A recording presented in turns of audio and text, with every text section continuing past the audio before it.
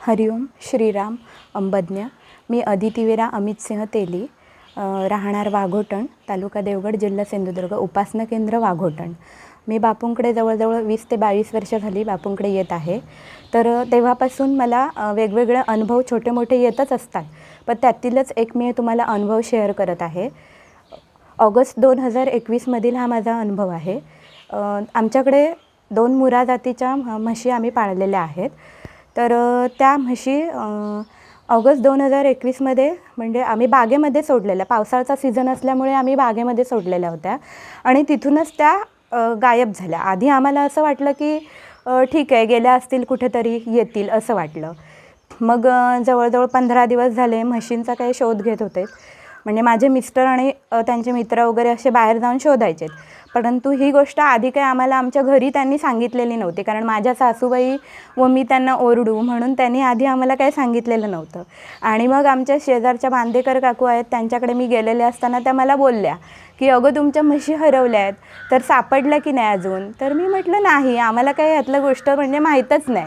मग घरी आल्यानंतर मी माझ्या मिस्टरांना विचारलं की अहो आपल्या म्हशी हरवल्यात काय? तर तेव्हा ते मला बोलले की हो हरवलेल्या आहेत म्हणून। आणि म्हणजे तोपर्यंत त्यांची शोधाशोध वगैरे चालूच होती की म्हणजे आपल्या मित्रांना घेऊन, म्हणजे जवळजवळ पंचकृषीमध्ये प्रत्येक ग्रामपंचायतींना सांगून ठेवलेलं होतं, म्हशींचं वर्णन वगैरे सांगून, म्हणजे कोणांना पाहुण्यांना वगैरे सांगितलेलं होतं की म्हशी मिळाल्या तर सांगा म्हणून, पण म्हशींचा काही पत्ता लागत नव्हता। आणि जवळजवळ 1 महिना होऊन गेला होता ह्या गोष्टीला। मग ह्यांनी न राहून म्हणजे दादांना विचारलं फोन करून की दादा असा असा प्रसंग झाला आहे, तर काय करायचं? मग दादांनी त्यांना दत्तस्तव स्तोत्र पठण करायला सांगितलं नाही। ते पठण चालूच होतं, परंतु शोध घेण्याचं पण चालूच होतं। पंचकृषीमध्ये सगळ्यांना सांगितलेलंच होतं, तर त्यांच्या मित्रांना घेऊन प्रत्येक गावामध्ये त्याचा शोध घेतच होते। पण मग एक दिवशी काय झालं, आमच्या शेजारच्या काकू वगैरे, म्हणजे शेजारच्या सगळ्याजणी बसायला यायच्या, त्या पण म्हणायच्यात अरे बापरे, म्हणजे एवढं तुम्ही बापूंचं करता तरी पण तुमच्या म्हशी अजून कशा मिळत नाही, त्यांनी तरी त्या म्हशींना वाट दाखवायची, असं म्हणजे कोण म्हणायला लागल्या। त्यानंतर एकदा अशाच शेजारच्या कोठावळे काकी आल्या, त्या पण म्हणाल्या की अगो तुम्ही एवढं बापूंचं करता, मग तुम्हाला त्यांनी तरी हे करायचं। मी त्यांना एवढंच म्हटलं आणि त्या असं म्हणाल्या की म्हणजे म्हशी तुमच्या हरवल्या नसणार ग, कोणीतरी विकलेलाच असणार, एवढे दिवस झाले मिळाल्या नाहीत म्हणजे कोणीतरी विकलेलाच असणार। त्यानंतर मग 1-2 दिवसाने मध्ये गेले आणि आम्ही माझ्या बहिणीच्या मुलीचं हे होतं, बारसं होतं, म्हणून लांजाला जाण्यासाठी निघालो। आणि त्याच दिवशी रात्री मला काय झालं, स्वप्न पडलं पहाटे की म्हणजे आमच्या म्हशी मिळाल्या म्हणून। मग आम्ही बारशाला लांजाला जात असताना मी माझ्या मिस्टरांना म्हटलं की अहो मला असं असं स्वप्न पडलं, तर ते काय त्याच्यावरती बोलले नाही। आम्ही बारशामध्येच कार्यक्रमामध्ये होतो तिथे। आणि मग ह्यांना त्यांचा मित्र, म्हणजे आमच्याकडे कामाला असणारा अमित डोंगरकर म्हणून आहे, तर त्यांचा फोन आला आणि व्हॉट्सॲपला त्यांनी म्हशींचा फोटो टाकला आणि सांगितलं की ह्या तुमच्या म्हशी आहेत काय, बघ म्हणून। तर मग माझे मिस्टर म्हणाले हो म्हणून। मग आम्ही तिथे जास्त वेळ न घालवता आम्ही घरी निघून आलो। आणि त्याच दिवशी मग रात्री हे म्हशी बघण्यासाठी, त्या म्हशी इकडे होत्यात वैभववाडीमध्ये, कसूर गाव आहे तिथे, त्या म्हशी एका माणसांकरवी विकल्या गेलेल्या होत्यात त्या, असं। मग तिथं बघायला गेले संध्याकाळी, तर म्हशींची ओळख पटली, त्या आमच्याच म्हशी होत्या।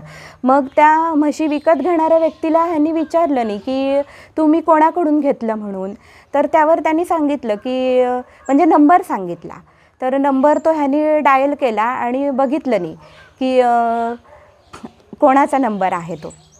तर आमच्याच घरामध्ये ती व्यक्ती यायची, कामाला असणारा आमचाच गडी, तर त्याने ती म्हशी विकलेल्या होत्यात, असं। मग हे सगळं बघितल्यानंतर म्हणजे मिस्टरांचे तळपायाची आग मस्तकालाच गेली की आता ह्याला सोडायचंच नाही, असं यांनी ठरवलं।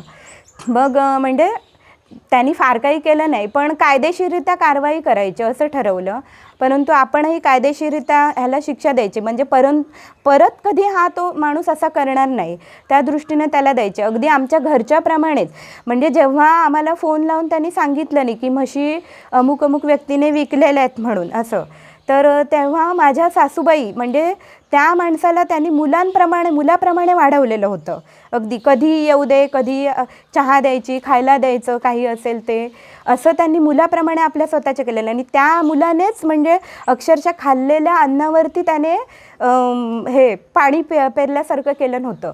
त्यामुळे म्हणजे त्यांना पण आधी खरंच वाटेना, विश्वासच बसेना की हा माणूस, आम्हालाही विश्वास बसेना की हा माणूस असं करू शकतो बरं. आणि तो माणूस असंही करायचा, घरी यायचा, मिस्टरांकडून पैसे घ्यायचा आणि पैसे घेऊन घरी जायचा आणि म्हणायचा की मी म्हशींना शोधायला जातो म्हणून, असं गाडीच्या पेट्रोलसाठी मला पैसे द्या. आणि मग माझे मिस्टर पैसे द्यायचे, ठीक आहे म्हशी शोधायला जातोय म्हणून मग पैसे द्यायचे, असाही तो माणूस करायचा. मग घरी आल्याच्या नंतर तोपर्यंत काय झालं, सकाळी म्हणजे तिकडून घरी आले आणि म्हशींची ओळख पटलेलीच होती. घरी आल्यानंतर त्याला कळलं कोणाकडून तरी, गावातल्या व्यक्तीकडून, की असं म्हशी वैभववाडीमध्ये कसूर गावामध्ये मिळालेलं आहे. त्याने विकलेल्या असल्यामुळे त्याला ते लगेच कळलं. आणि म्हशी विकणारे जे हेडे असतात त्यांच्याकरवी त्याला ते थांगपत्ता लागला की असं तुला आता ते लोक पकडणार म्हणून. मग तो आजपर्यंत म्हणजे जो गेला सोडून, तो गाव सोडून आजपर्यंत गेला आहे, तो आजपर्यंत काही घरी आलेला नाही आहे. म्हणजे बापूंचं अकारण कारुण्यामुळे आणि अशक्य शक्य, म्हणजे विकल्या गेलेल्या म्हशी मिळणं ही गोष्ट अशक्यच होती आणि ह्या बापूंच्या अकारण कारुण्यामुळेच हे सगळं शक्य झालं आहे. अशक्य ही शक्य करतील बापू. हरिओम श्रीराम अंबज्ञ.